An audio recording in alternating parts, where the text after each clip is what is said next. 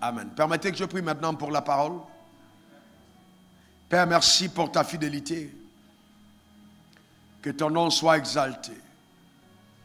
Que ton nom soit béni. Que ton nom soit élevé. Que ton nom soit admiré.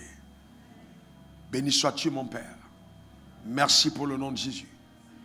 Père, je viens donc humblement devant le saint trône de ta grâce te demander, Père, d'oindre ta parole comme de coutume avec une grande force et qu'elle soit accompagnée d'une puissance remarquable, produisant un effet éternel entendu dans les cœurs par ta force au nom suprême de Jésus. Qu'elle guérisse ceux qui sont malades, qu'elle restaure ceux qui en ont besoin, qu'elle délivre ceux qui sont possédés, qu'elle donne une orientation éternelle à ceux qui sont enténébrés. Béni sois-tu, Seigneur, que ton nom soit glorifié. Je veux te rendre grâce pour ton action qui surpasse notre intelligence. À toi soit la gloire. Merci, Seigneur. Merci pour ta main sur ma vie. Au nom suprême de Jésus, j'ai prié. Quelqu'un dise Amen 3 fois. Amen. Amen. Amen. Tu peux t'asseoir dans sa glorieuse présence. Tandis que nous continuons notre enseignement, 3e jour, avant-dernier jour. Comment tout obtenir de Dieu par la foi. Alors, pendant que je préparais ce moment, voici ce que Dieu m'a demandé de te dire ce soir, avant même que le message ne commence. Luc 5, verset 15. Sa renommée se répandait de plus en plus et les gens venaient en foule pour l'entendre et pour être guéris de leur maladie. Les gens venaient pour l'entendre et pour être guéris de leur maladie. Donc ce soir, je voudrais t'encourager à ne pas simplement être là pour entendre. Tu n'as pas compris ce que je dis. Ne viens pas simplement entendre. Au-delà d'entendre, il faut t'attendre à quelque chose. Les gens venaient l'entendre et ils venaient être guéris de leur maladie. Donc tu es venu m'entendre. Et puis quoi d'autre? Non, c'est pas, tu n'es peut-être pas malade. Pourquoi tu as besoin d'être guéri? Non, voilà. Donc, et voilà justement. Tu es venu entendre et tu as certainement une attente. Voyez-vous, tu as une attente. Peut-être ton attente, c'est la guérison. Peut-être ton attente, c'est une percée financière. Peut-être ton attente, c'est la restauration de ton foyer. Peut-être ton attente, c'est la délivrance de tes enfants. Peut-être ton attente, c'est le salut de ton conjoint. Mais la Bible dit, ils venaient l'entendre et être guéris de leur maladie. Donc cette nuit, pendant que la parole est dispensée, l'œuvre puissante de Dieu s'accomplira au milieu de nous, au nom suprême de Jésus. Et Dieu va satisfaire ton attente. Car Dieu nous rencontre au niveau de notre attente. J'enseignais un soir à l'église des 220 logements pendant que je faisais l'itinérance. L'église méthodiste. Et pendant que j'enseignais simplement la parole de Dieu comme de coutume, il y a un homme qui était dans la salle et qui a commencé à taper son ventre avec grande force. La puissance de Dieu venait d'être manifestée dans sa vie. Il avait un mal de près de 17 ans dans le ventre et au niveau du ventre. Il avait toujours mal. Et soudainement, il a senti quelque chose comme une chaleur qui a pénétré son ventre. Il a commencé à taper son ventre et le mal avait totalement disparu sans imposition des mains. Je vais vous dire ceci ce soir, la parole de Dieu va travailler au milieu de nous. La parole de Dieu va travailler au milieu de nous. Quand je dis au milieu de nous, c'est au milieu de toutes les personnes qui sont connectées à cet hôtel. Quel que soit l'endroit, que ton attente à l'égard de Dieu soit grande. Comment tout obtenir de Dieu? Par la foi. Matthieu 21, verset 22. Matthieu 21, verset 22. Tout ce que vous demanderez avec foi, tout ce que vous demanderez avec foi par la prière, vous le recevrez. Tout ce que vous demanderez avec foi par la prière, vous le recevrez. La Bible dit tout. La Bible dit vraiment tout. Est-ce que tout inclut la situation que tu traverses? Oui, la Bible dit tout. Quand je dis tout, c'est tout. Il dit tout ce que vous demanderez par la prière, avec foi, vous le recevrez. Donc pour Dieu, il y a une certitude absolue que tes prières, ce sont des voies d'accès à un exaucement assuré. Des voies d'accès aux promesses que Dieu t'a réservées. Il veut justement accomplir dans ta vie ce qu'il a promis au travers de tes prières. Mais pourvu que tes prières soient faites avec foi. Dans Marc 11, versets 23 à 26, il est écrit: je vous le dis en vérité, si quelqu'un dit à cette montagne, ôte-toi de là et jette-toi dans la mer, et s'il ne doute point en son cœur, mais croit que ce qu'il a dit arrive, il le verra s'accomplir. Et c'est pourquoi, je vous le dis, tout ce que vous demanderez en priant, croyez que vous l'avez reçu et vous le verrez s'accomplir. Et lorsque vous êtes debout, faisant votre prière, si vous avez quelque chose contre quelqu'un, pardonnez, afin que votre Père, qui est dans les cieux, vous pardonne aussi vos offenses. Mais si vous ne pardonnez pas, votre Père qui est dans les cieux ne vous pardonnera pas non plus vos offenses. Donc, hier nous avons défini ce que c'est que la foi, parce qu'il est question de tout obtenir de Dieu par la foi. Et nous savons, parce que nous l'avons entendu dès le premier jour, la volonté de Dieu à notre égard. Dieu veut, il veut bien, il veut que nous soyons comblés, il veut que nous soyons heureux. Et c'est pour ça que quand il a créé l'homme, la première chose qu'il fit, il l'a béni. Dieu veut que tu sois épanoui, c'est son désir. D'ailleurs, 3 Jean 2 dit, bien-aimé, mon souhait est que tu prospères à tous égards et sois en bonne santé comme prospère l'état de ton âme. Donc Dieu est concerné par ta vie. Il veut que tu sois heureux. Cependant, voyez-vous, les choses de Dieu, on a accès à elles par la foi. Et nous avons défini la foi comme étant, premièrement, la confiance en Dieu. Quelqu'un dise confiance en Dieu. Quelqu'un dise encore confiance en Dieu. Eh bien, il est difficile de faire confiance à quelqu'un qu'on ne connaît pas. On en a parlé. De deux, on a dit aussi que la foi était une ferme confiance en la parole de Dieu qui est démontrée. Parce que Dieu et sa parole sont un. Une ferme confiance. Une ferme confiance. Le mot ferme ici, vous allez comprendre tout son sens dans ce message. Ferme parce que la foi n'exclut pas des moments de tribulation. La foi n'exclut pas des moments d'intense adversité. J'ai même l'impression qu'elle provoque cela. Mais ta foi doit apprendre à être ferme. D'accord? Ferme espérance et la démonstration. D'accord? Et la démonstration. D'accord? C'est très important d'ajouter ce « et ». La démonstration, la manifestation. Donc Dieu veut justement que ta foi arrive à la dimension de démonstration. Donc, la foi en elle-même n'échoue jamais. Et donc, quel que soit le temps que cela prendra, quand tu agis par la foi, tu finis par voir ce que tu attends de Dieu.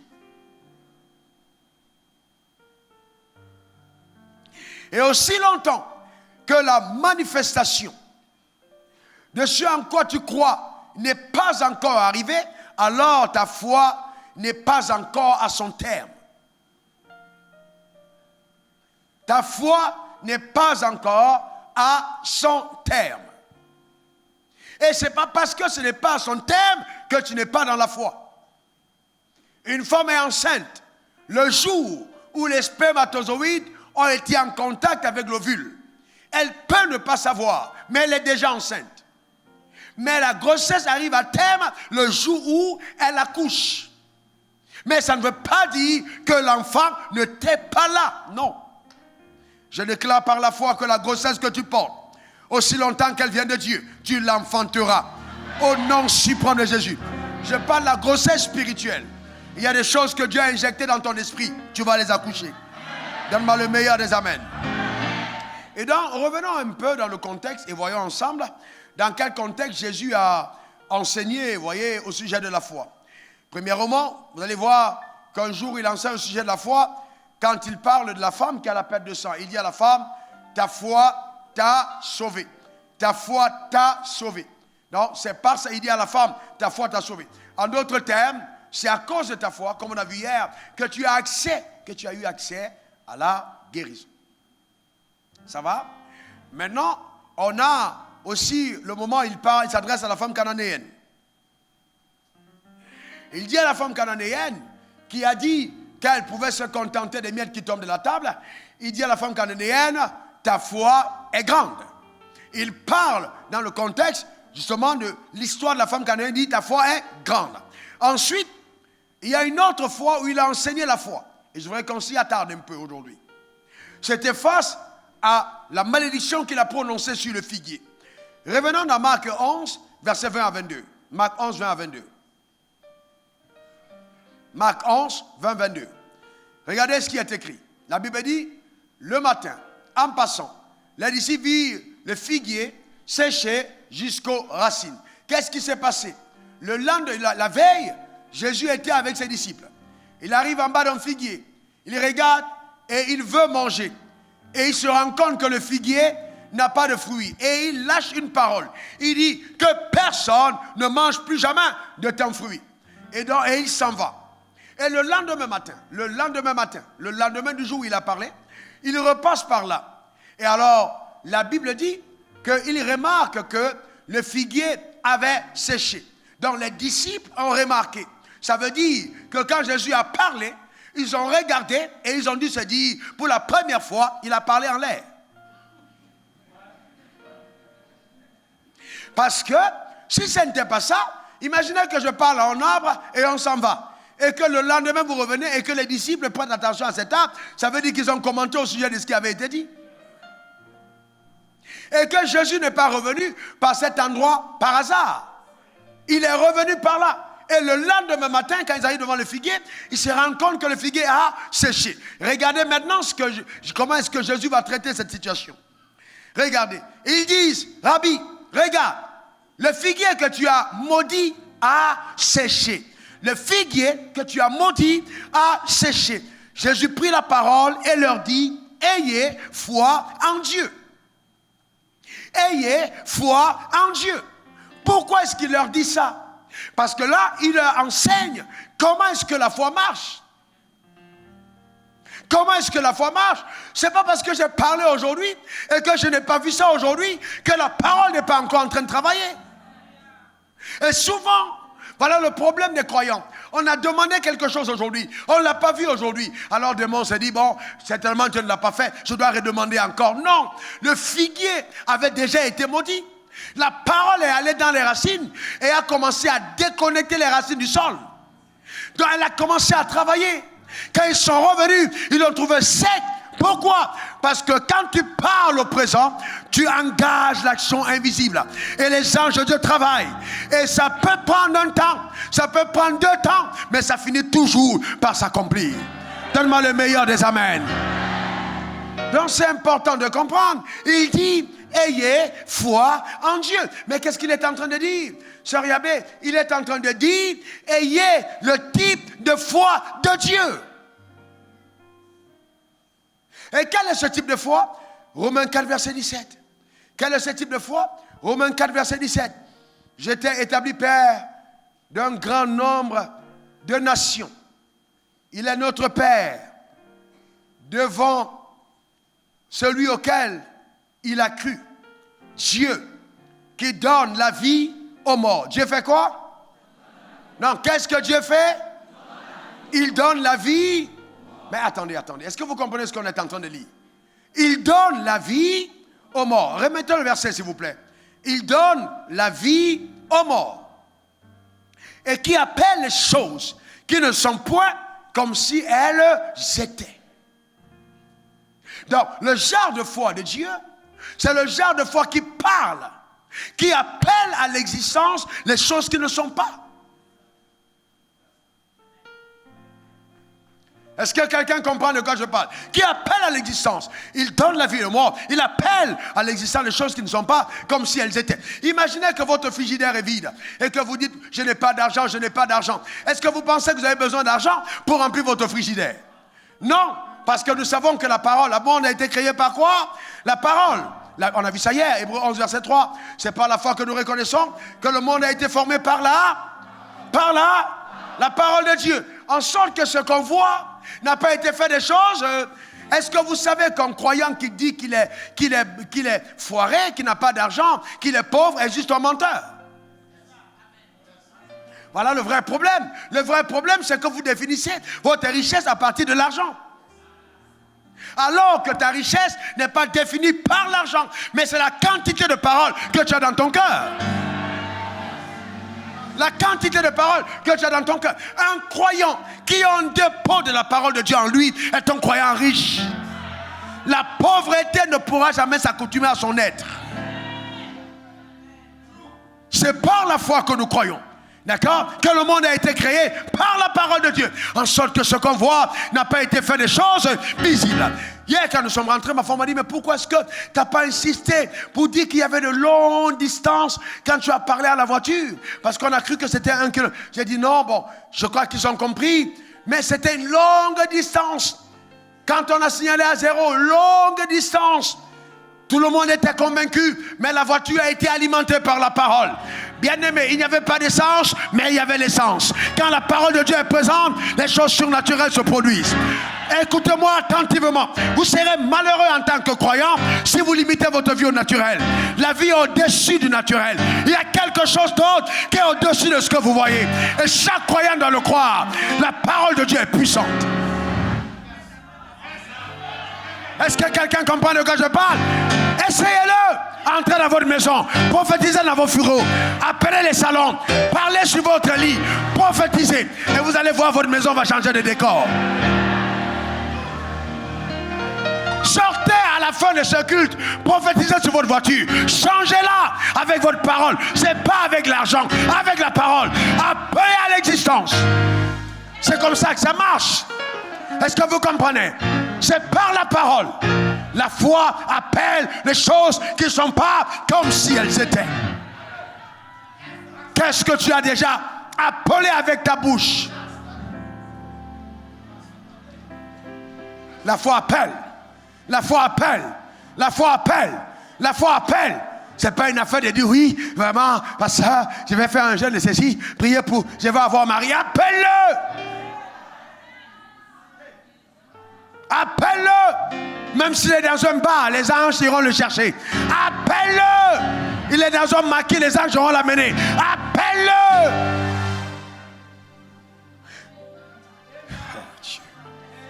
Il donne la vie aux morts. Il donne la vie aux morts. En fait, c'est mort quand ta foi est morte. Sinon, ce n'est jamais mort.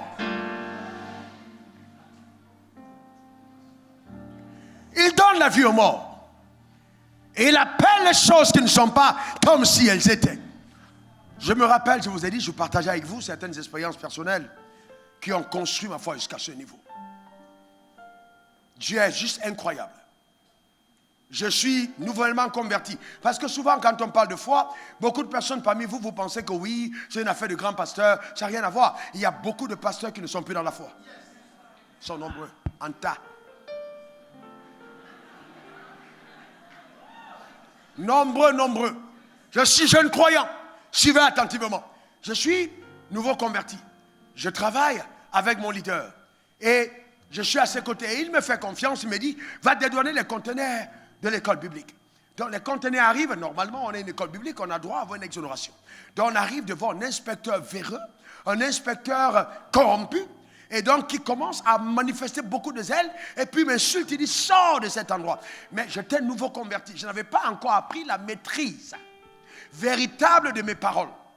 Donc, quand j'ai regardé devant les inspecteurs dans un bureau, ils étaient nombreux, je me suis levé. Il m'a regardé à l'apparence. Vous voyez, imaginez-moi à cette époque-là. J'étais encore moins beau que les photos que vous connaissiez. Et donc, vous voyez un jeune homme comme ça qui vous dit, c'est pour l'école biblique. Non, normalement, il devait me mépriser. C'est pour ça qu'il faut faire attention, très attention à ce que vous voyez.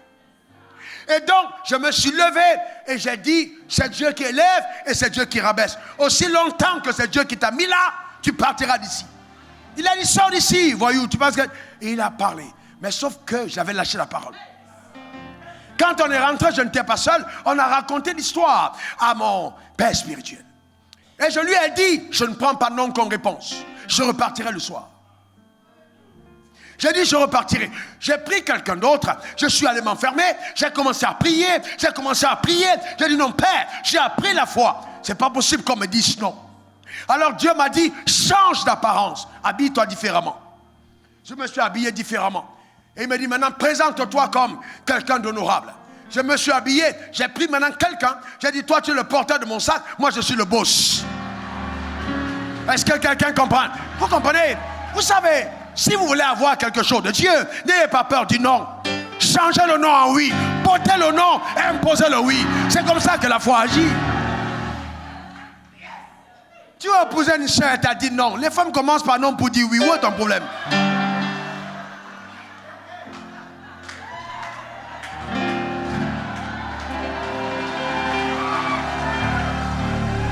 Et c'est comme ça les circonstances de la vie. Quand la lumière veut venir, c'est d'abord les ténèbres qui viennent. C'est l'inverse qui vient toujours avant. Il ne faut jamais avoir peur de l'inverse. L'inverse est en train de dire que ta foi est en train de marcher. Celui qui parle de santé divine tombe d'abord malade. C'est pas ça? C'est après la santé, la maladie que vient la santé. Où est le problème? Non, j'écris en Dieu, je suis malade. C'est parce que Dieu veut te délivrer de la maladie. Définitivement. Elle vient s'installer pour partir une fois pour toutes. Au nom suprême de Jésus. Donne-moi le meilleur des amens. Je suis donc parti maintenant m'habiller. Regardez ce que j'ai fait ce jour-là. Vous savez, vous devez collaborer avec Dieu. J'ai dit marcher avec Dieu. J'ai écouté Dieu me dire comment ça va marcher. Je suis allé directement au bureau. Cette fois, pas de l'inspecteur, du directeur général de douane. Quand je suis arrivé, il y avait quelqu'un derrière moi. Je suis arrivé au secrétariat. J'ai demandé à la femme, est-ce que monsieur le directeur est là? Le temps qu'elle ait le temps de me regarder, elle m'a dit oui. Je n'ai pas attendu qu'elle m'introduise. J'ai foncé dans le bureau. J'ai demandé, il est seul, elle a dit oui, j'ai foncé, bam. Elle n'a pas eu le temps de m'arrêter. Vous savez, il y a une attitude que les boss ont, les patrons. Quand tu sais que tu es au contrôle, tu viens pas là, tu commences à trembler. Elle s'est dit, sûrement ce gars-là, il doit être envoyé par le palais. Entrer comme ça doit être quelqu'un de spécial. Et j'avais un porteur de sac. J'ai dit au porteur de sac, passe-moi le sac. Il m'a donné le sac et puis je suis entré. Quand le directeur m'a vu entrer, il était embarrassé. Directement, je suis allé vers lui. J'ai salué, bonjour monsieur le directeur. Et il m'a dit bonsoir, il m'a salué. Il dit, comment vous allez? Super. J'ai dit, je me suis présenté, j'ai sorti mon dossier. J'ai dit, je suis un homme de Dieu, Dieu m'a envoyé vers vous. Il m'a dit que vous pouvez donner l'exonération à ce dossier. Faites-le et que Dieu continue de vous bénir. J'ai tourné la page, j'ai dit, c'est ici, vous devez signer. Il m'a regardé, il ne savait pas quoi dire. Il a commencé à regarder, il ne savait pas quoi dire. Il a pris le bic, il a appelé son assistant, il a signé. Il m'a donné le dossier, je suis parti avec. Est-ce que quelqu'un comprend de quoi? Je suis parti avec. Je vais vous dire une chose, si vous n'êtes pas audacieux, vous allez mourir anonyme. Est-ce que quelqu'un comprend de quoi je parle? Quelqu'un parle de l'audace. Quelqu'un dit audace. Quelqu'un dit encore l'audace. C'est ça la vie, c'est l'audace. N'aie pas peur. Celui que tu vois en face, on appelle ministre, chef d'État, il est comme toi. C'est un homme. Et ce n'est pas un homme, c'est un homme. Et souvent, il n'a pas ton Dieu. Tu as peur de quoi? Tu as peur de quoi? Je vois des femmes venir me dire, pasteur, prie pour moi, pour mon mariage. Je dis, mais qu'est-ce qu'il y a? Elle est toute belle et tout. Mais elle dit, pasteur, personne ne s'approche. Vous savez pourquoi? Parce qu'elle est timide. Et l'église est remplie de personnes qui sont comme des poules mouillées. Tu as peur de quoi? Tu regardes Blessing, elle est là, tu dis, mais il faut aller. Tu as peur de quoi? De quoi tu as peur? Pas le problème. Pourquoi tu as peur? Tu as peur de quoi? Il faut y aller. S'il n'y a pas de peur. Est-ce que comment avoir peur?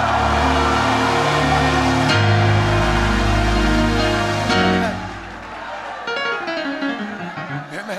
Non, vous voyez, la vie c'est l'audace. Quand Dieu vous a parlé, foncez. Ne vous arrêtez pas, foncez. Est-ce que quelqu'un comprend de quoi je parle? Amen. On dirait que c'est la parole de quelqu'un ce soir. Donc, vous voyez que... Est-ce que la puissance était dans les habits? Non. La puissance n'était pas dans les habits, la puissance était dans la foi. Mais les habits étaient la stratégie. Alors aujourd'hui, on a des gens, des pasteurs qui s'habillent 4 pièces, 5 pièces, toujours beau. Mais ça ne sert à rien si tu es beau sans la foi dans le cœur. Les féticheurs sont à haillons, les gens vont les chercher. Ce n'est pas tes costumes que les gens cherchent. Les gens ont besoin de quelque chose d'autre que le costume que tu portes. Qu'est-ce que tu as à l'intérieur de toi? Est-ce que quelqu'un comprend de quoi je parle?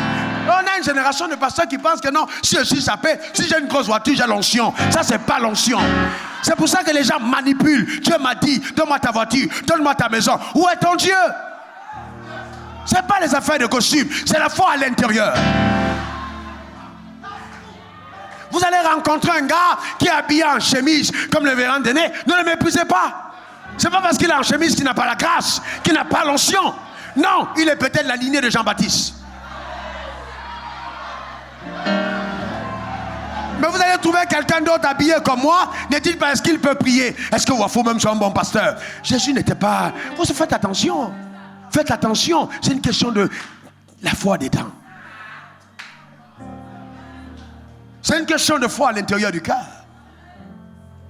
Voyez-vous, c'est très important. Dis à ton voisin, où est ta foi? Pose la question à ton voisin, où est ta foi? Alléluia. Voyez-vous, c'est très important. Je vous pose une question. Est-ce que les marabouts que vous voyez avant, ils portent des redingotes? Est-ce qu'ils sont en costume? Est-ce qu'ils ont les 3 pièces? Certains dieux n'ont même pas de voiture. Vous roulez votre voiture, vous entrez dans une grotte au fond du village pour aller consulter quelqu'un. Pourquoi? Parce que vous vous dites qu'il a la puissance.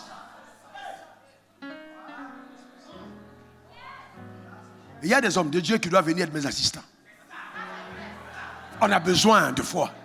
On a besoin de servir Dieu avec la puissance.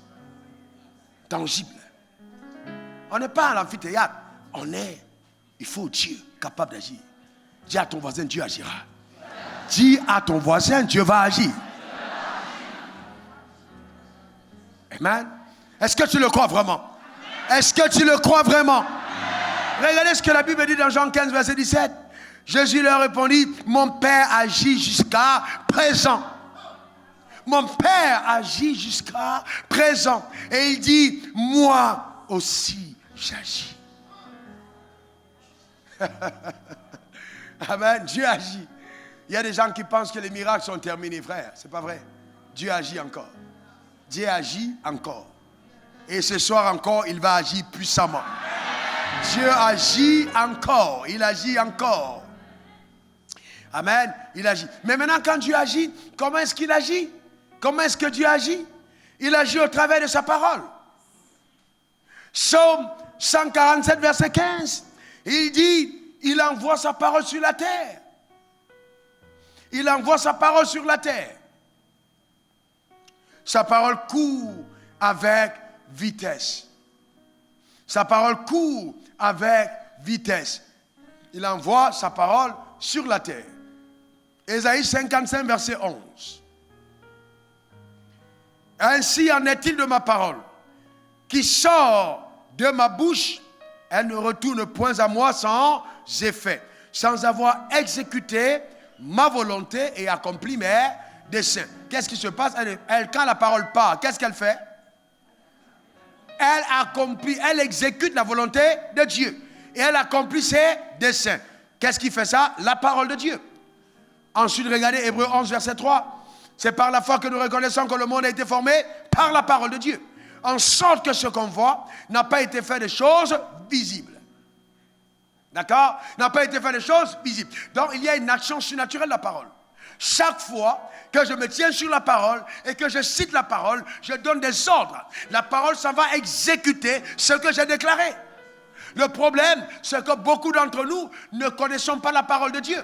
Donc, on ne cite pas la parole. On cite les proverbes malinqués. On cite les proverbes, d'accord, d'Ida. Mais on ne cite pas la parole. Cite la parole de Dieu. Qu'est-ce que la Bible dit? Qu'est-ce que la parole de Dieu dit? On a dit que la foi commence là où la volonté de Dieu est connue. Qu'est-ce qui est écrit? Qu'est-ce que la parole de Dieu déclare? Par exemple, pour ta santé, il est écrit dans 1 Pierre 2, verset 24, par ses maîtresses, nous avons été guéris. Alors, qu'est-ce qui se passe? Quand je suis en train de déclarer cette parole, je relâche la parole va établir la santé divine dans mon corps, parce que c'est cette parole qui ne rentre pas à Dieu, ça a exécuté ses desseins. Il faut donc que la parole de Dieu remplisse ta bouche. Un homme de foi, une femme de foi est une femme qui parle le langage de la parole et non des circonstances. Qu'est-ce que la Bible dit? Qu'est-ce que la parole de Dieu déclare? Amen. Qu'est-ce que la Bible dit de toi? Qu'est-ce que ta bouche affirme sur ta propre destinée? Imaginez quelqu'un qui sort du médecin. On lui a donné un diagnostic. On dit non, tu as eu un cancer. Et il te reste 6 semaines à vivre. Vous allez vous rendre compte que c'est le diagnostic qui le tue. Il ne meurt pas parce qu'il restait 6 semaines. Il meurt parce que le médecin a dit, il reste 6 semaines. Il commence à prier, à crier et à dire à ses amis, il me reste 6 semaines. Il appelle sa femme ou son mari, il me reste 6 semaines. Et en établissant ça de sa bouche, 6 semaines après, l'ange de la mort vient le chercher. Parce qu'il a dit, il me reste 6 semaines.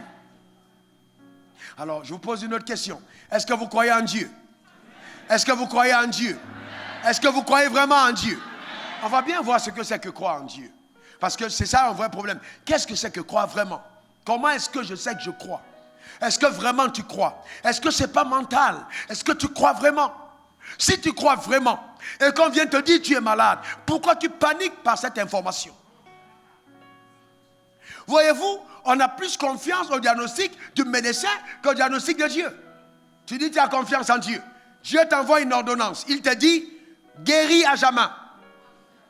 Il te dit garde ça chez toi. Le médecin vient dire non, Dieu a menti. Tu es malade. Tu crois en qui? Non, vous voyez, parce que là maintenant c'est ça la réalité. Tu crois en qui? Toi tu crois en qui? Tu vas à la banque. C'est ce qui m'est arrivé. Parce que quand on ouvrait mon compte, le premier compte c'était à la BCC. Le premier compte. Donc la sœur était très gentille, elle m'a ouvert le compte au compte Prestige. Mais j'avais environ 40 000 dans le compte. Donc c'était un arrangement pour avoir ça. Donc quand je vais à la banque, d'accord, par but, c'est que je tire mon relevé. Je vois là, on me dit 16 000, 20 francs, etc. Donc tu as ça en compte, c'est ce que tu as gardé dans le compte. Tu ris de moi, mais j'avais quand même un compte. Tu vois, non? J'avais quand même un compte. D'accord? Eh bien. Donc, vous savez, et ça peut être déprimant, parce que c'est ce qu'on te montre. Et donc le diable te fait croire que ta vie est basée sur ce que le relevé montre. 16 000. Donc, ça veut dire que le relevé bancaire ne t'autorise pas à rêver au-delà de 16 000. Vous imaginez ça? C'est pour ça que vous voyez les gens, quand la fin du mois est en train d'approcher, ils sont tout tristes. Parce qu'il me reste 80 000. Il me reste, souvent ils sont déjà endettés. Donc, tout de suite, ils pensent que leur vie, ils ne peuvent plus se permettre au-delà de ce qu'ils ont. Ce n'est pas possible. Non, non, non, non, non. Ton compte bancaire ne peut pas définir le standard de vie que tu mènes. Ce n'est pas possible. Et un jour, tandis que je prie au plateau, je n'ai pas oublié ce jour. J'ai regardé le truc, Dieu m'a dit, mais pourquoi est-ce que ça t'embarrasse tant? Éphésiens 1, verset 3 dit, je t'ai comblé de toutes sortes de bénédictions spirituelles dans les lieux célestes. Est-ce que tu crois ma parole? Maintenant, si tu crois ma parole, change toi-même le relevé. J'ai pris le bic et j'ai ajouté mes zéros derrière. C'est une question de chiffres. Parce que quand tu pars à la banque, ils te donnent. Tu as vu ton argent? Je te pose une question, tu l'as vu? On te dit tu as 16 millions, tu as ça en main? Pourquoi tu crois à la banque? Parce que c'est ce qu'ils ont dit. Même s'ils ont mangé tout l'argent et puis il n'y a rien, ils te disent il y a 16 millions. Tu vas croire à 16 millions, n'est-ce pas? Parce que souvent ils te disent il n'y a pas. La preuve c'est que si nous tous on pas à la banque, cherchons notre argent, le même jour il n'y a pas l'argent. Ils ont pris ça pour investir. Mais quand tu viens, ils te disent c'est là. Et tu es content, tu dis c'est là. Mais tu peux aller chercher, ce n'est pas là parce qu'ils ont mis ça ailleurs. Mais tu crois à la banque. Mais quand Dieu te dit, je t'ai comblé de tout, sans de bénédictions spirituelles dans les lieux célestes, tu ne crois pas. Voyez-vous, je vous parle de la vie quotidienne. Parce qu'à l'église, on aime trop rêvasser. Vie quotidienne. Est-ce que tu crois ça?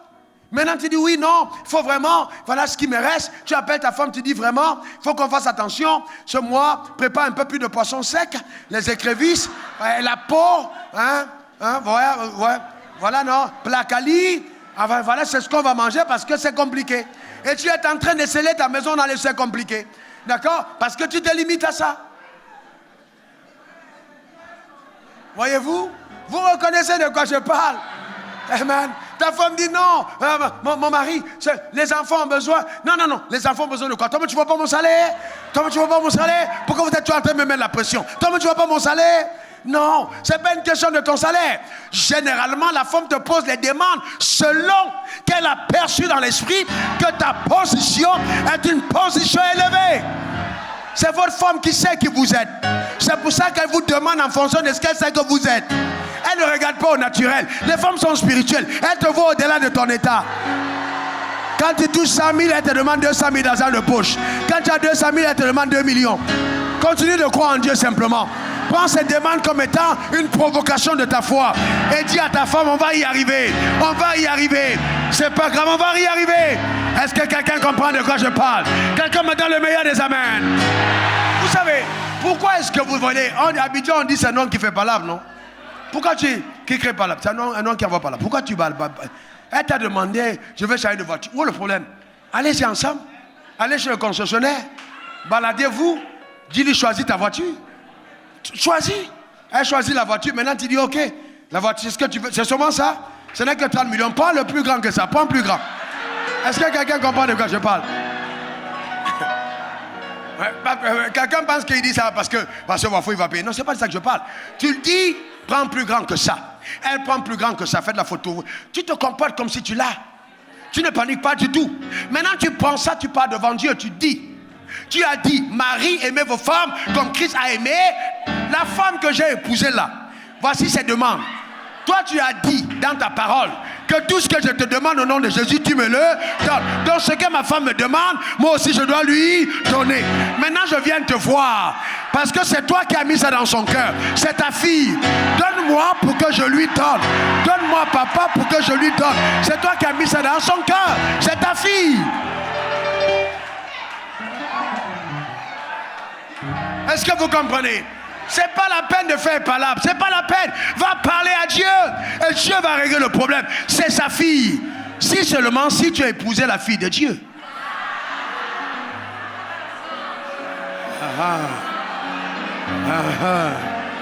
Parce que si tu as pris la fille de son ennemi, il va te dire, mon fils, moi-même je t'avais dit, je connais cette famille-là, je les connais.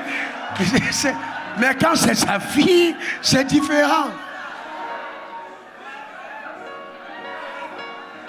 Dis à ton voisin, la foi marche. Dis à ton voisin, la foi marche. Mais vous voyez, quand je vous dis ça, certaines personnes pensent que je suis en train de répéter. C'est comme ça que j'ai vécu. C'est comme ça que je vis. Il n'y a pas de nom dans ma maison. Non. Le mot nom est ôté de mon vocabulaire. Je ne crois pas. Non, non, non. On parle, on arrête, Dieu agit. Simple. La vie est simple. Ne vous la compliquez pas. Vous comprenez ce que je veux dire? Mais vous voyez, si vous n'avez pas pris l'habitude de le faire, vous n'allez pas y arriver. Il faut prendre l'habitude. Moi, j'ai développé le réflexe. Je vais prier tout à l'heure pour certaines personnes. J'ai développé le réflexe de la conscience de mes avoirs divins. J'ai été riche avant de l'être. J'ai été riche avant de l'être. J'ai été conscient de mes avoirs divins. Et j'ai gardé à moi la conscience de mes avoirs divins. D'accord? C'est très important. Je suis conscient de la vie de Dieu en moi. Je crois ce que la parole de Dieu déclare que je suis. Je vis en conformité avec cette parole. Mais maintenant, qu'est-ce que c'est croire? Croire, c'est quoi? C'est faire confiance en ce que la parole de Dieu dit. D'accord? Faire confiance en ce que la parole de Dieu dit. Est-ce qu'il y a quelqu'un parmi vous qui fait confiance en Dieu? Oh oui. Romains 10, verset 10, en croyant du cœur qu'on parvient à la justice. Romains 11, 23 à 24. Regardez, en croyant du cœur, regardez là, en croyant du cœur. Romains 10, 10, c'est en croyant du cœur. Quelqu'un dit, je crois de mon cœur. Dis-le encore. S'il te plaît, une dernière fois. Alléluia. Je suis en train de parler à quelqu'un qui n'a pas eu de cadeau d'anniversaire. Envoie-toi ton propre cadeau. Souvent, vous vous compliquez la vie pour les choses inutiles. Je me suis moi-même souvent posté des cadeaux. Et j'ai mis le nom de l'expéditeur. Et c'est venu moi-même, j'ai déballé. L'essentiel. Je me suis fait. Vous comprenez ce que je veux dire? Simplifiez votre vie. Votre bonheur ne dépend jamais de quelqu'un d'autre. Jamais de la vie. Jamais. D'accord? Donc, en croyant du cœur. Ensuite, la Bible dit, je vous le dis en vérité, Marc 11, verset 23, si quelqu'un dit à cette montagne, ôte-toi de là, et jette-toi dans la mer, et qui ne doute point dans son cœur. Le problème, c'est que quand vous dites ce que j'ai dit, il faut que votre cœur croie. Il faut que votre cœur croie. N'allez pas seulement le faire en disant, parce qu'il faut la faire, je veux le faire. Est-ce que tu crois? Alors maintenant, au lieu de commencer, par exemple, avec une grosse voiture, commence à croire à un vélo. Pour tester ta foi. Et après, tu vas monter sur la mobilette. Et après, tu iras sur la voiture. Une autre manière de dire qu'il faut laisser sa foi grandir. Est-ce que quelqu'un comprend de quoi je parle? En croyant du cœur. Donc, tu dois avoir confiance à Dieu dans ton cœur. Dis, je fais confiance en Dieu. Dis-le encore. Dis-le encore. Maintenant, quand tu fais confiance en Dieu et que Dieu te dit, par exemple, Yanda, je t'envoie 1 million de francs. Et que Yanda n'a pas 1 million de francs. Quelle est l'attitude de Yanda? Est-ce que Yanda attend les 1 million de francs pour se réjouir ou il se réjouit avant de recevoir? Il fait quoi? Il se réjouit avant de recevoir. Mais si c'est sa femme qui lui a dit, je te donne 1 million, tout dépend de leur rapport. D'accord? Si sa femme ne tient pas souvent parole, Yanda va dire, parce que moi je connais ma femme. Ah non, là je suis Thomas dans ce cas-là. Je vais d'abord voir. Donc je crois en quel temps? Présent. Je crois en quel temps? Je crois en quel temps? Dis à ton voisin, ta foi c'est maintenant. Dis-le encore, ta foi c'est maintenant. Voyez-vous? Donc la foi c'est maintenant. Je crois maintenant.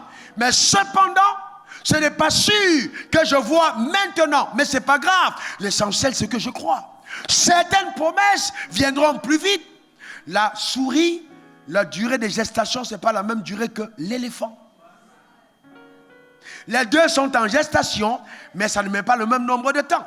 Tout dépend de la dimension et du volume de ce que tu attends.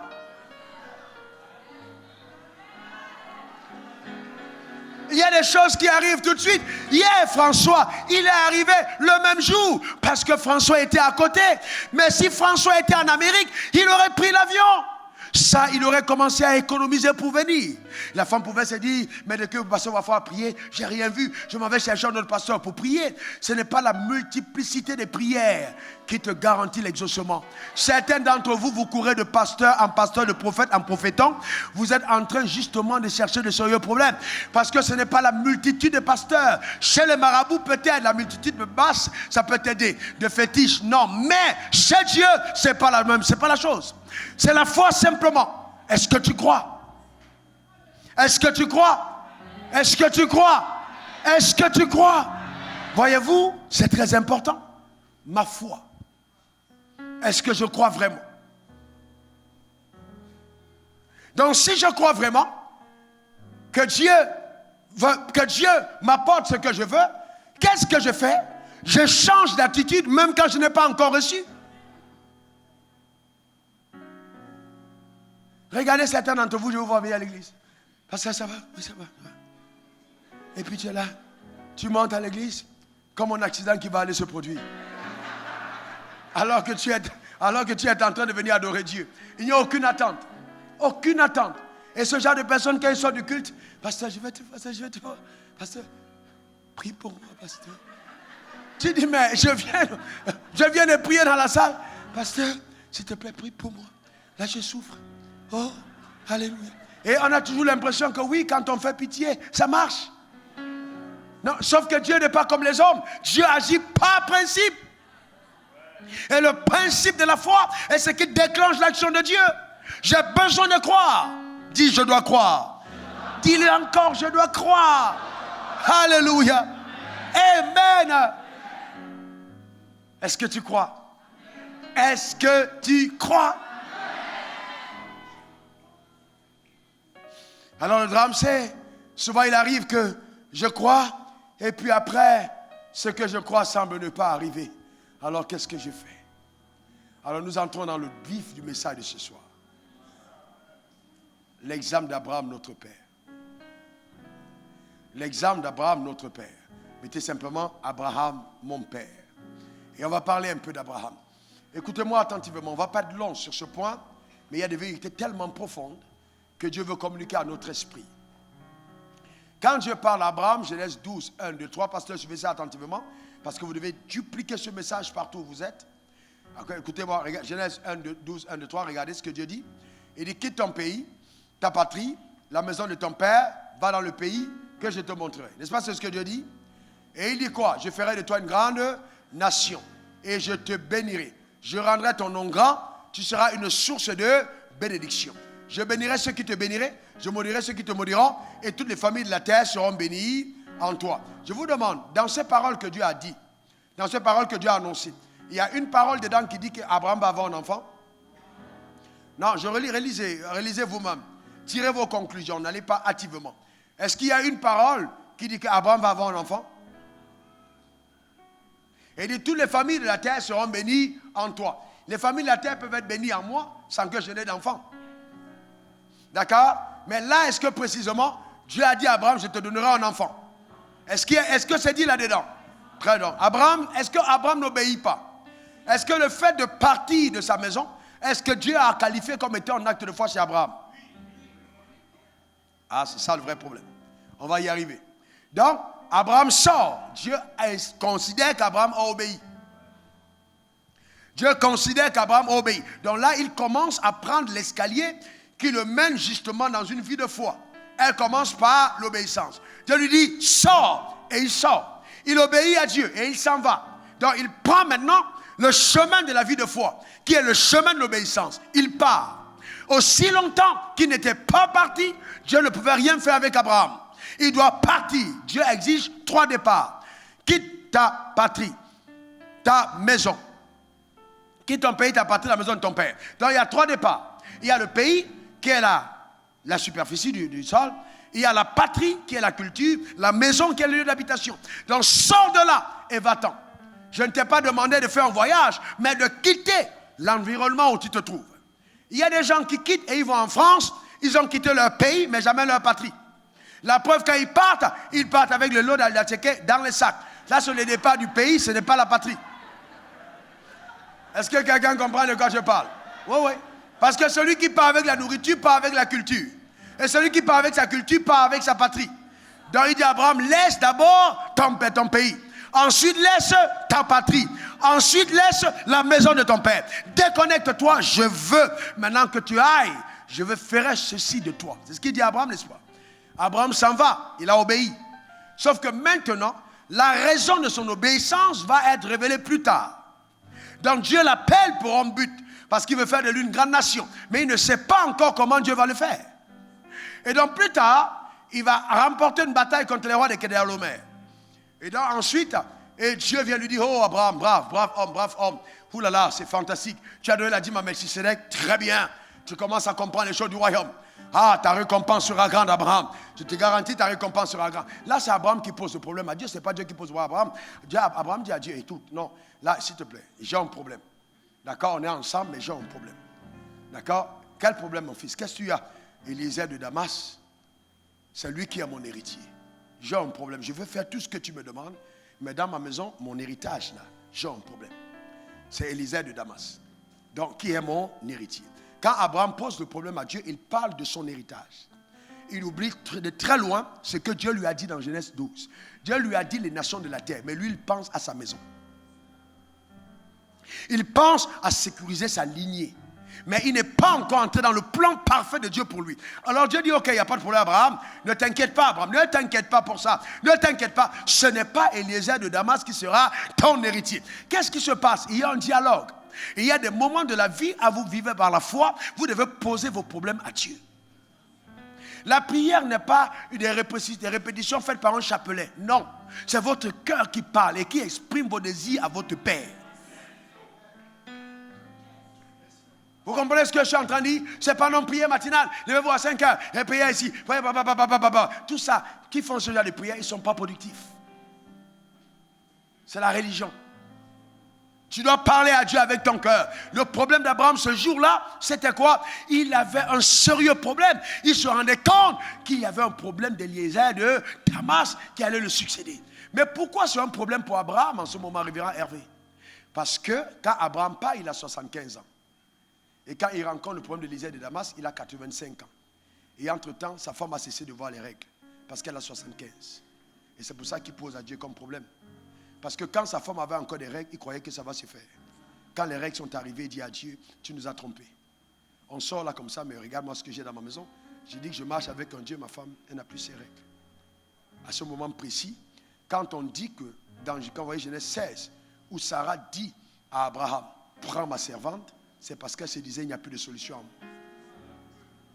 Quand elle fait la promesse, il n'y a plus de solution. Je ne vois plus mes règles. La science a dit, pour avoir un enfant, on doit ovuler. Mes ovulations, je ne vois plus. Donc Dieu a tout fait ça pour me mettre à part. Dieu ne veut pas que je sois dans le plan. Abraham, la preuve, c'est toujours à toi que Dieu parle. J'ai ça avec ton Dieu. Je ne suis pas contre. Est-ce que vous comprenez? Est-ce que vous voyez? Est-ce que certains d'entre vous ne vous sentez pas un peu concernés par cette histoire? Souvent vous pensez que Dieu vous a mis à part. En fait, vous vous mettez à part par votre propre foi. Vous dites non, je ne suis pas du plan. Je ne suis pas dedans. Dieu peut faire avec les autres, pas avec moi, non. Dieu n'a pas envie de t'exclure. Non, non, non, non. Pas du tout. Non. Non, non, non, non, non. C'est pas parce qu'il a parlé au pasteur que tu n'es pas de l'église. Tu fais partie de la vision. Tu fais partie de ce que Dieu est en train de faire. Dieu veut agir par toi. Et probablement même, les gens qui s'excluent, ce sont ceux sur qui Dieu place une grande attente. Le diable essaie de te décourager pour te faire croire que Dieu ne peut pas t'utiliser. La femme est peinée, elle dit va, donc elle prend sa servante. Comme la culture le permettait, elle donne à son mari. Son mari, écoutez-moi attentivement, frère, et sœurs, permettez que l'incrédulité se débarrasse maintenant de votre esprit. Ce que je vais vous dire est très profond. Écoutez-moi attentivement. La Bible dit dans Genèse 15, verset 6, Abraham crut, cela lui fut imputé à justice. Il a cru quand? Mettez Genèse 15, 6 s'il vous plaît. Il a cru, regardez ce texte. Abraham, une autre version dit cru, eu confiance, c'est la même chose.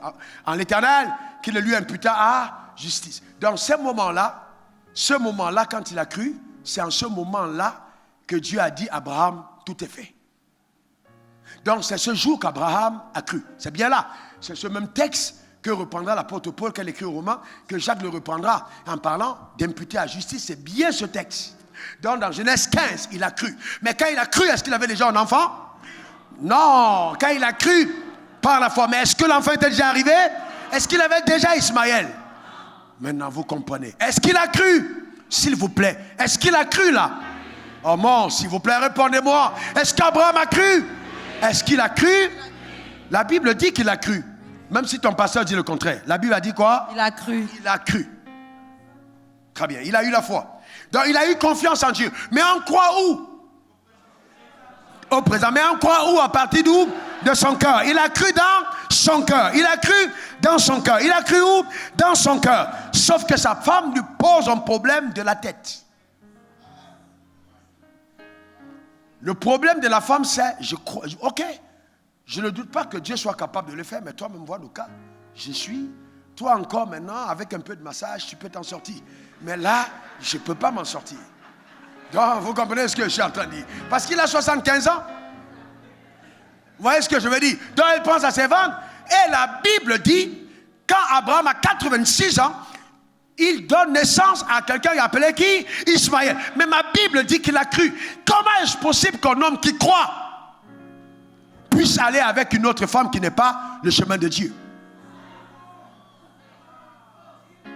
Alors que la Bible dit qu'il a cru. Mais je pensais qu'Abraham avait cru. Mais s'il a cru, pourquoi il est allé avec Agar? Est-ce que vous savez qu'il y a certaines erreurs qui ne remettent pas en cause votre foi?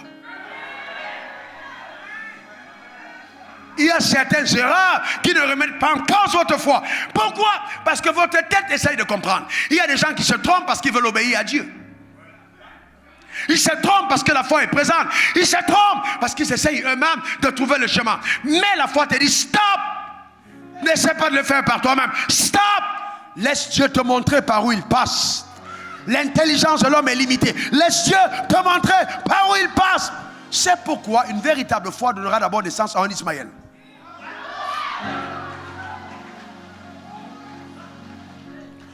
Et les gens ont tendance à croire, oui, quand Ismaël est né, Abraham n'a pas de foi. C'est pas vrai. Abraham avait déjà cru. Abraham a cru. Est-ce que tu comprends ça? Abraham a cru.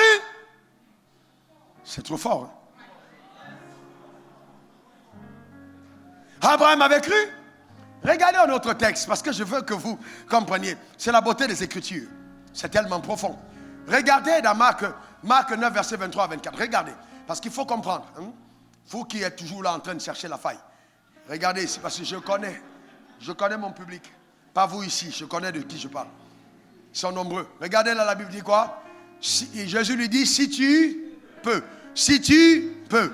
Tout est possible à celui qui croit. Regardez le verset 24. Aussitôt le père de l'enfant s'écria, il dit quoi? L'enfant dit quoi? Il dit quoi? Mais regardez la suite, qu'est-ce qu'il dit?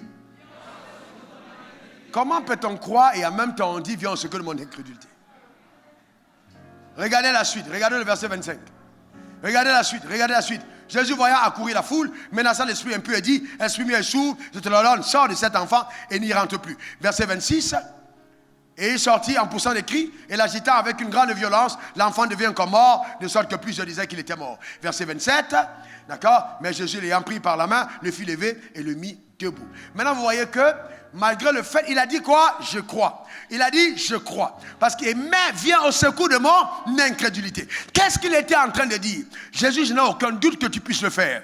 Mais dis-moi, Jésus, ma tête là, ne comprend pas ce que tu es en train de dire. Mais mon cœur croit, mais ma tête ne comprend pas. Père, aide-moi. Jésus, aide-moi. Je ne comprends pas comment tu vas le faire. Je réfléchis de toutes les manières. Aide-moi. Viens au secours de mon incrédulité. D'accord? C'est ce qui s'est passé. Donc, il y a des moments où ta foi ne perçoit rien. D'accord? Dans ta tête ne comprend pas ce que ta foi pense. Dans le cœur. Mais c'est le moment de crier à Dieu pour dire Dieu, je ne comprends pas de ma tête, mais aide-moi, Père, je vais rester dans la foi. Je crois que tu vas le faire. Père, tu vas le faire. J'ai un salaire de 2 millions, mais je crois en Dieu pour un duplex qui coûte 200 millions. Père, je ne sais pas comment ça va se faire, mais je crois que tu m'accordes la maison. Père, viens au secours de mon incrédulité. Que ma tête ne réduise pas au néant ce que tu es en train de faire.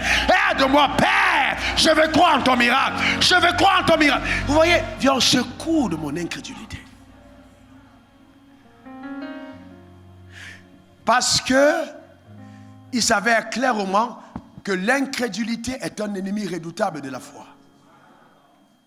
L'incrédulité, c'est la capacité à douter de ce que Dieu dit et à remettre en cause la parole que Dieu t'adresse. C'est ça l'incrédulité. Voyez-vous, je parle à quelqu'un ce soir. Dieu t'a dit, il fera de toi un très grand homme d'affaires. Dieu t'a promis qu'il va t'utiliser comme homme de Dieu. Tu vas ressusciter les morts. Tu as été en conversation avec Dieu. Il t'a dit qu'il t'a donné des dons. Et maintenant le temps passe. Tu ne vois pas les choses arriver comme ça se doit. Et tu as comme l'impression, quand tu penses à tout ce qui arrive, que ta foi est partie. Non, ton cœur, quelque part, continue de croire. Mais l'incrédulité de ta tête, en un certain moment, peut t'amener jusqu'au doute. Parce que si tu entretiens l'incrédulité, le doute naîtra. Abraham. D'accord? Voyez-vous, il est allé. Et quand il l'a fait, Dieu est revenu vers Abraham. Il dit, Abraham, écoute, Abraham, moi je veux ma face, sois intègre. Sois intègre. Abraham, je t'ai dit que je te donnerai un enfant. Je ne t'ai pas demandé de le fabriquer. Cet enfant-là, je te le donnerai. Sauf que la venue de l'enfant dans la maison a beaucoup aidé Sarah. Quand Sarah, la Bible dit, voyez, Sarah a vu la fille tomber enceinte. Le ventre a commencé à pousser. Chaque jour qu'elle voyait la fille, elle commençait à se rendre compte que c'était possible d'avoir un enfant. C'était possible. Et maintenant, le fait que la fille a changé d'attitude vis-à-vis de Sarah, en commençant à se moquer d'elle, Sarah a dit non, c'est pas possible, il faut que je croie. Il faut que quelque chose se passe pour moi aussi. Et elle a eu l'audace de dire, Abraham, mets cette fille hors de la maison. C'était déjà l'acte qu'il fallait poser. Qu'il part, parce que là, si un enfant doit venir ici, il viendra de mon sein. Je dois donner un enfant. Je vais avoir un enfant. Et Dieu a changé le nom de Sarah en Sarah, de Sarah en Sarah, en mettant le H pour dire je suis aussi ton Dieu. Et c'est là, justement, que Sarah aussi maintenant va tomber enceinte. Mais pourquoi? Parce qu'en regardant régulièrement une femme enceinte, elle a fini par se voir enceinte. Écoutez, non, n'acclame pas. Souvent, tu persécutes le frère qui est béni, alors qu'il est ton agar. Souvent, tu persécutes un homme béni, alors que pour toi, il est comme ton agar. Si, il faut que tu le vois. Certains doivent voir avant de croire. Mais il y a des gens qui croient sans voir. Sarah a dû voir la grossesse d'Agar. Et elle se dit, là, moi aussi, je ne passe pas à côté. je vais avoir ça. Je vais avoir un enfant. Ça ne peut plus se passer comme ça dans ma maison. La servante ne peut pas venir prendre ma place. Maintenant, les deux sont dans la chambre, ils causent, on me met là dehors, parce que c'est elle qui porte l'enfant. À cause du prétexte de l'enfant, il regarde et puis dans ma chambre. Hé, servante, ramasse tes affaires, tu pars. Dieu là, il va se montrer Dieu dans ma vie. Assez, c'est assez. Non, maintenant Dieu, je veux voir ton œuvre. Et c'est là où quand la disposition de cœur a commencé à changer, que les trois espions sont arrivés dans la maison. Le Père, le Fils et le Saint-Esprit sont entrés. Les trois sont entrés dans la maison. Et à cet âge, Abraham est âgé de 99 ans. Quand il reçoit la visite des anges, c'était l'heure de l'accomplissement de la promesse. 24 ans plus tard, les anges entrent.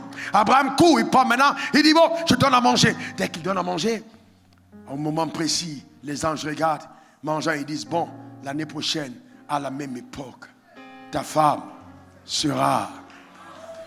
Je vous prends, non, ne nous rions pas vite. La Bible dit, elle rit. Elle rit. Je pensais que le rire de Sarah pouvait stopper ce que Dieu voulait faire. Elle rit. En fait, elle n'a pas cru. Elle rit. Elle a ri. Naîtrait-il un enfant d'une femme qui est aussi vieille que moi? Elle dit, mon Seigneur est vieux. Elle rit elle-même en disant, maintenant que je suis vieille, aurais-je des désirs? Mon Seigneur aussi est vieux. Ça veut dire que même là, même lui-même aussi, tout est mort. Et tout. Continuons au verset 13. Verset 13. Et l'Éternel dit à Abraham, pourquoi donc Sarah a-t-elle ri? Pourquoi Sarah a... Est-ce que vous savez que ce qui agit là, ce n'était pas la foi de Sarah que d'avant. Non, c'était la foi de Genèse 15-16. À partir du moment où Dieu avait décidé à Genèse 15-16 que je t'impute ta foi à justice, tous les événements qui sont arrivés n'ont pas annulé la foi qu'il avait manifestée de par le passé. Non, Dieu a tenu compte de ce qu'il a imputé à justice.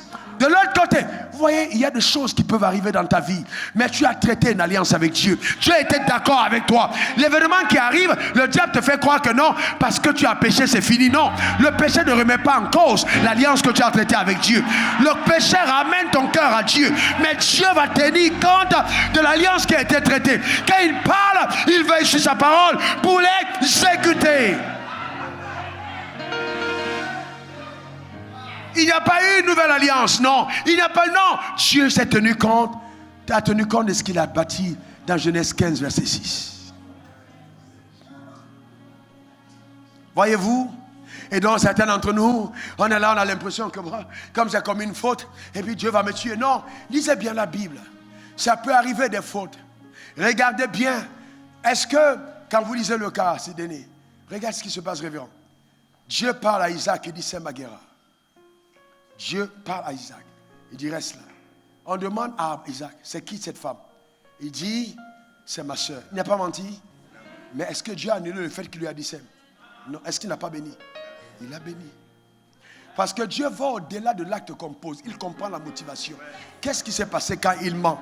Est-ce que c'est légitime qu'un homme ait envie de se protéger? Oui. Est-ce qu'il n'a pas... Il a eu peur pour ça? Oui. Dieu n'est pas tellement légaliste pour dire, bon, comme tu as fait ça, paf, c'est fini, tu n'as plus ça. Non, c'est pas comme ça qu'il agit. Non. Il va plus loin que l'action. Il pénètre pour voir l'intention du cœur. Est-ce que le cœur, c'est le rejet de la promesse? Non. C'est la tête qui, en certains moments, vacille. Dieu dit, ok, c'est pas grave. On va traiter cette affaire sans sa tête. On peut même enlever la tête. On va traiter ça avec le cœur. Est-ce que quelqu'un comprend de quoi je parle? C'est ce qui est arrivé à Jean-Baptiste. Jean-Baptiste a reconnu le Messie, vrai ou faux? Je vous pose une question. Est-ce qu'il n'a pas reconnu? N'a-t-il pas dit, voici l'agneau qui ôte le péché du monde? Est-ce qu'il n'a pas remis en cause Jésus? Est-ce qu'il n'a pas demandé? Allez demander. Qu'est-ce que ça veut dire? Ça veut dire qu'il avait des doutes. Sa tête avait des doutes, n'est-ce pas? Est-ce qu'il n'a pas douté? Est-ce qu'il n'a pas douté? Est-ce que Jésus n'a pas dit après que qui êtes-vous allé voir dans le désert? Vous voulez savoir qui c'est? C'était Élie. Vous savez qui c'est? Et de tous les prophètes nés de femmes, il n'y a pas de plus grand que quelqu'un qui a pourtant douté. Mais Dieu ne remet pas en cause sa position. Alors qu'il vient de douter, Dieu ne remet pas en cause sa position. Dieu ne va pas effacer d'un revers de main 15 ans de vie avec lui. Parce qu'il y a une petite erreur qui est arrivée. Ça, ce sont les religieux qui font ça. Ça, ce sont les fils de Moïse. Pas Dieu, non. Dieu connaît qu'il peut avoir des problèmes. Et il te relèvera de tes chutes parce qu'il t'aime. Est-ce que quelqu'un comprend de quoi je parle? Ce n'est pas une erreur qui remet en cause ta marche avec lui. il va te pardonner, il va te restaurer, il va te rétablir. Maintenant, quand Jésus s'est rendu compte que Jean-Baptiste commençait à avoir de gros problèmes, Dieu a dit laissez que sa tête parte et que son cœur reste. On a coupé la tête. Il y a des moments où ta tête peut être tranchée, mais le cœur doit vivre. On a coupé la tête parce que la tête était hors jeu. La tête ne comprenait plus. On a coupé la tête sur un plateau. Est-ce que vous comprenez de quoi je parle? Il y a des moments comme ça. Bien, frères et sœurs, ta tête ne va pas comprendre. Ta tête ne va pas comprendre. Quand on parle de l'impossible, ce sont les choses que l'œil n'a point vues, que l'oreille n'a point entendues, qui ne sont point montées au cœur de l'homme, mais que Dieu révèle à son esprit, par son esprit à ceux qu'il aime. Je prophétise l'impossible dans ta vie au nom puissant de Jésus. Donne-moi le meilleur des amens. Dis encore amen. Dis encore amen. Voyez-vous, on est tellement religieux quand il s'agit de la foi. Oh oui, je crois. Oh oui, je crois. Oh, mais non, non, non, non. C'est pas de ça qu'il s'agit. C'est plus profond que ça. Ton cœur. Il y a certaines déviances du croyant qui n'ont rien à voir avec son cœur, mais qui ont tout à voir avec sa chair. Tout à voir souvent avec sa tête, mais pas avec son cœur. C'est pour ça qu'il dit transformez. Soyez renouvelés transformés par le renouvellement de votre intelligence. Parce que souvent l'intelligence ne comprend pas ce qui se passe dans le cœur. C'est ça le vrai problème. Mais ça ne veut pas dire que le cœur ne croit pas. C'est pourquoi ta meilleure attitude que tu as, c'est quand tu adores. Quand tu adores, alors ta tête est totalement retranchée du Dieu. Ton cœur rentre en contact avec Dieu. Et les pulsions que tu ressens en ces moments-là, c'est vraiment l'état de ton être. C'est vraiment ce que tu crois. C'est vraiment ce que tu es. C'est vraiment ce que tu ressens vis-à-vis de Dieu. C'est vraiment ce que tu penses. C'est vraiment ce que tu désires. C'est vraiment la chose que tu... Vous voyez, c'est exactement ça. En croyant du cœur. Le cœur. Un jour, parce qu'un jour, non. Je suis couché au camp des réfugiés. J'ai un sérieux palu. Mon corps chauffe sauvagement. Mais je n'ai même pas d'argent pour pouvoir prétendre aller prendre un médicament. Je me rappelle de mes techniques de jeune prédicateur. Je prends 3 jours de jeûne à sec devant Dieu et je lis la Bible pour saturer la parole dans mon être. Au 2e jour de jeûne, je vis une expérience surnaturelle étrange. Je suis couché et je me vois debout. Je suis éveillé et puis je me vois me lever. Le corps est très faible, mais je me sens me lever. Je me vois me lever avec de la vigueur. Je me vois marcher avec de la vigueur. Et puis Dieu me dit, c'est ainsi qu'on croit du cœur. Ton cœur doit commencer à voir la chose avant que ça n'arrive. Donc j'ai commencé à ressentir. Je savais que j'étais en bonne santé. Donc, même quand le corps brûlait, au fond de moi, je savais que Dieu m'avait guéri. Votre esprit le ressent. Votre cœur le sait. Vous le savez profondément à l'intérieur de vous quand la chose est faite. Voyez-vous, c'est dans le cœur que vous le voyez. D'accord? Et comme je vais vous dire ce soir, je ne suis pas venu ce soir simplement pour que nous crions. Je suis venu pour que nous allions maintenant, que nous allions à notre niveau. Que chacun de nous passe en notre palier. Que ce soit ta foi t'amène à saisir concrètement, parfaitement, ce que le ciel te réserve. Ce n'est pas une question d'excitation. C'est ton soir. Quel que soit ce que tu désires, Dieu est capable de le faire. Maintenant, vous voyez, il y a certaines choses, parce que Marc 11, verset 24. Allez-y au verset 25. Verset 25. Marc 11, verset 25. Regardez verset 25. Mais lorsque vous êtes debout faisant votre prière, si vous avez quelque chose contre quelqu'un, si vous avez quelque chose contre quelqu'un, si vous avez quelque chose contre quelqu'un, si vous avez quelque chose contre quelqu'un, si vous avez quelque chose contre quelqu'un, qu'est-ce que la Bible dit de faire? Pardonnez. Qu'est-ce que la Bible dit de faire? Pardonnez. Qu'est-ce que la Bible dit de faire? Ça veut dire qu'il est possible que le manque de pardon dans mon cœur soit un handicap à ma promesse. Donc si je ne pardonne pas, écoute-moi, révérend Franck, tu ne peux jamais être un homme de foi si tu n'as pas appris à pardonner. Je n'ai jamais vu un poison aussi nocif à la foi que le manque de pardon. Jamais. Hier, j'ai passé toute ma nuit à prier jusqu'au matin. Et à un moment de la nuit, pendant que j'étais en train de parler à Dieu, il y a quelque chose qui s'est produit. Dieu a commencé à me montrer les cœurs. Le cœur. Pour un croyant, le cœur, c'est la chose la plus importante. l'homme intérieur. Quand le manque de pardon s'agrippe dans ton homme intérieur, la vie de Dieu se retire. C'est-à-dire, Dieu ne peut pas avoir une communion avec un cœur qui a de l'amertume contre quelqu'un. C'est pour ça qu'il dit, heureux, c'est que le cœur pur, quand ils verront Dieu. Dans la pureté de cœur te permet de voir Dieu. Donc, en pardonnant à ton prochain, tu continues de laisser les sources d'eau vive jaillir. Et qu'est-ce que le diable va faire? Il va s'arranger pour que quelqu'un autour de toi te fasse du mal. Et généralement, ce sont les personnes que tu aimes. Ton mari, ta femme. Comment il a osé me faire ça? Non, je vais en finir. Et puis, bon, ok, c'est d'accord. Écoutez, il ne faut pas être trop spirituel pour dire, tout le monde se met en colère, même Dieu.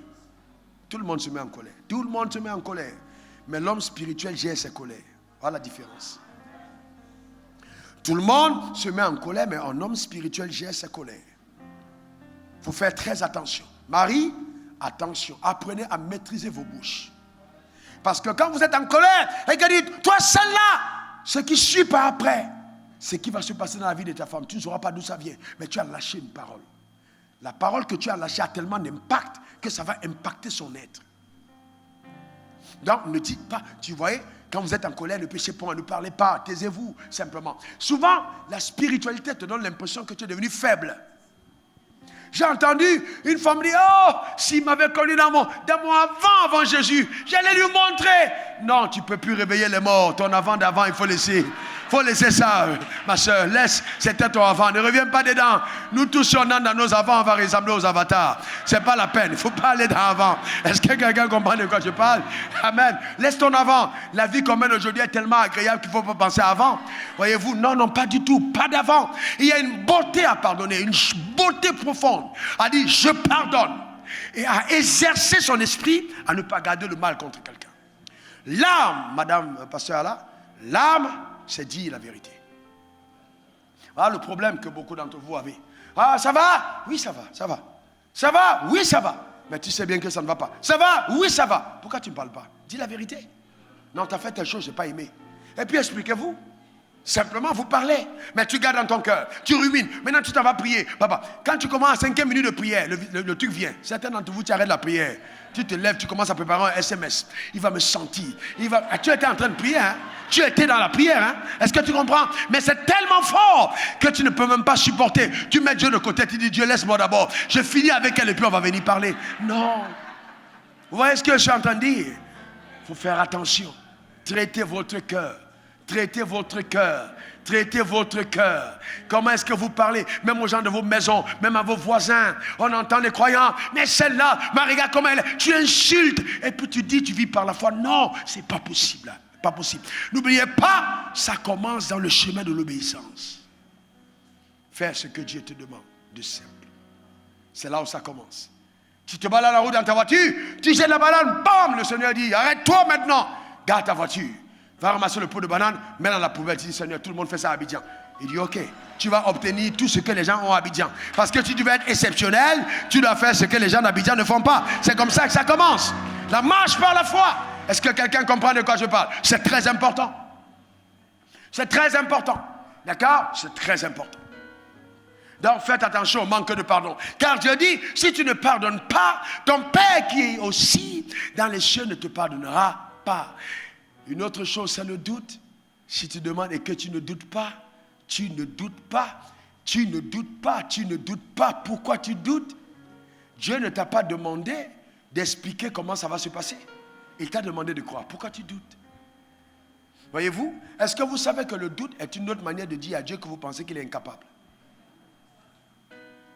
Je prends un bon exemple. Ina, tu es fiancé à ton gars à côté. Et puis il te dit, ouais, voilà, je vais t'envoyer un paquet de biscuits. Est-ce que tu vas douter? Parce que tu le sais capable. Si tu doutes, c'est qu'il a dit ça déjà plusieurs fois, il n'a pas fait. Bon, là, c'est autre chose. Vous voyez ce que je veux dire? Donc tu ne doutes pas, on est d'accord. Madame Gou, si son mari lui dit, bon, tu veux te prendre un nouveau sac, elle ne va même pas douter, elle sait que c'est coutume. Elle va aller dire, ok, je vais avoir un nouveau sac, alléluia. Pourquoi? Parce qu'elle le connaît. Le doute remet en cause la capacité de Dieu d'agir. Dans votre cœur, vous remettez en cause, vous doutez, il ne peut pas le faire. Non, Dieu est capable de faire ce que ton intelligence ne conçoit pas. il va le faire. Dis à ton voisin, il va le faire. Dis-le, il va le faire. Dis-le encore, il va le faire. Dans ma vie, c'est déjà fait. Dis-le, dans ma vie, c'est déjà fait. Déclare-le encore, dans ma vie, c'est déjà fait. Dis-le encore, dans ma vie, c'est déjà fait. Alléluia. Maintenant, allons-y plus loin. Allons-y plus loin. Vous avez encore quelques minutes à me donner?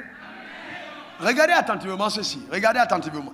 Quand Dieu à Abraham, ça lui est imputé à justice, il a 85 ans. Et il a l'enfant en combien de temps après? 15 ans plus tard. Donc il y a eu 15 ans. Il est d'abord sorti de chez lui à 75 ans. À 85 ans, ça lui est imputé à justice. À 86 ans, il a Ismaël. À 100 ans, il a Isaac. Donc il y a 15 ans entre l'imputation à justice et la manifestation de l'enfant. Et n'oubliez pas que l'enfant, ce n'est pas Dieu qui le lui a promis, c'est Abraham qui a demandé et Dieu a accordé. Ça veut dire que dans ma marche avec Dieu, il y a des choses que le ciel peut ne pas m'avoir promis et que je demande. Non, je ne sais pas si vous comprenez ce que je suis en train de dire. Je demande. Mais maintenant, allons-y plus loin. Mes requêtes, généralement, quand je marche avec Dieu, sont toujours en droite ligne avec ses desseins. Pourquoi? Parce que quand j'aime Dieu, il va mettre en moi un désir qui correspond à ce que lui veut faire. En fait, Dieu voulait qu'Abraham ait un enfant parce qu'il voulait demander l'enfant d'Abraham. Donc, il a mis en Abraham le désir d'avoir un enfant. Il a provoqué Abraham pour qu'Abraham le demande. Et que dès qu'Abraham a demandé et qu'il a rendu compte qu'Abraham a cru, alors il dit, je te le donnerai. Mais en fait, l'enfant qu'il donne, c'est pour le redemander. Donc, in fine, c'est Dieu qui a mis la requête dans le cœur.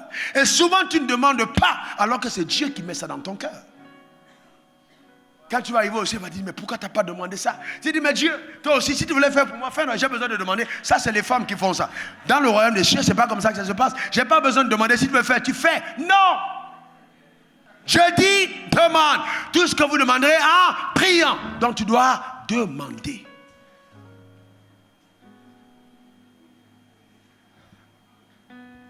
Pasteur Paul, ça va?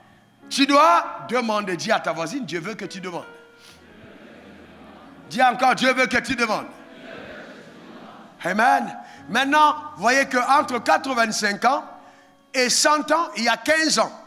Tout cet espace-temps de 15 ans, c'est le temps de la patience. L'épreuve de votre foi produira la patience. C'est Jacques qui le dit, l'épreuve de votre foi produira la patience. Ça veut dire que à le moment où je demande, au moment où je reçois, il y a toujours un espace-temps. Celui qui croit verra. Je crois au présent et je vois au futur. Celui qui croit, il le verra. Je crois quand? Maintenant. Et je vois quand? Demain. Ou au futur. On est d'accord? D'accord? Ok? L'épreuve de ta foi produit quoi? Oh, tu es là avec moi? L'épreuve de ta foi produit quoi? Ça veut dire que si tu crois, tu dois savoir attendre. Si tu crois, tu dois savoir attendre. Les hommes de foi sont ceux qui savent attendre. Je dois savoir attendre. Et ce n'est pas parce que je n'ai pas encore vu que je n'ai pas encore cru. Non, j'ai déjà cru, mais ma foi n'est pas à son terme. Je dois donc, dans une telle attitude, entretenir ma foi. Attention, parce que je peux tuer la sémence. Non, allons-y rapidement. Romains 4, 18, 22. Romains 4, 18, 22. Regardons rapidement. Romains 4, 18, 22. Regardons ça. Espérant contre... S'il vous plaît, espérant contre eux, il crut, en sorte qu'il devint père d'un grand nombre de nations, selon qu'il est écrit, telle sera ta postérité. Continuons. Et s'enfaiblit dans la foi, il ne considéra point que son corps était déjà usé, puisqu'il avait près de 100 ans et que Sarah n'était plus en état d'avoir des enfants. Il ne douta point par incrédulité au sujet de la promesse de Dieu, mais il fut fortifié par la foi, donnant gloire à Dieu, ayant la pleine conviction de que ce qu'il promet, il peut aussi l'accomplir. C'est pourquoi cela lui fut imputé à justice. Donc il n'a pas faibli dans la foi. Le problème c'est quoi? C'est que je crois aujourd'hui, 1 an passe, 2 ans passent, après on vient te dire, mais depuis tu as dit, on n'a pas vu. Tu as tendance à croire que parce que tu n'as pas vu 2 ans avant, 2 ans après, tu n'as pas cru. C'est pas vrai. Tu avais déjà cru. Donc le fait que tu n'as pas vu ne veut pas dire que le ciel ne t'a pas exaucé. Mais il y a un temps de préparation pour la manifestation de ce que tu attends. Quelqu'un qui croit en la prospérité financière ne peut pas dire je sors d'ici, demain je deviens milliardaire. Non, ce n'est pas en un jour la prospérité financière. Ça se construit. Mais la maladie, ça peut être en un jour. Comme ça peut être en 2 jours. Même Jésus n'a pas guéri tous les malades instantanément. L'aveugle, il a dit va te laver. Le gars est venu, il dit tu vois, il dit non, je ne vois pas clair. Je vois comme des habits, il dit ok, viens encore. Et on a 2e prière et puis la vue claire. Donc il y a eu des cas qui ont été instantanés, d'autres pas. Est-ce que vous comprenez? Donc il est important de le comprendre. On va continuer demain. On va se tenir pour prier. On va prier, on va prier. On va se tenir pour prier. Lève tes mains vers le ciel et rends grâce à Dieu. Rends grâce à Dieu. Rends grâce à Dieu. Je veux pas. Rends grâce à Dieu. Rends grâce à Dieu. Rends grâce à Dieu. Rends grâce à Dieu. Rends grâce à Dieu. Rends grâce à Dieu. Je vais prier pour toutes les personnes ici. Rends grâce à Dieu. Ne sois surtout pas discret. Lève tes mains vers le ciel. Rends grâce à Dieu.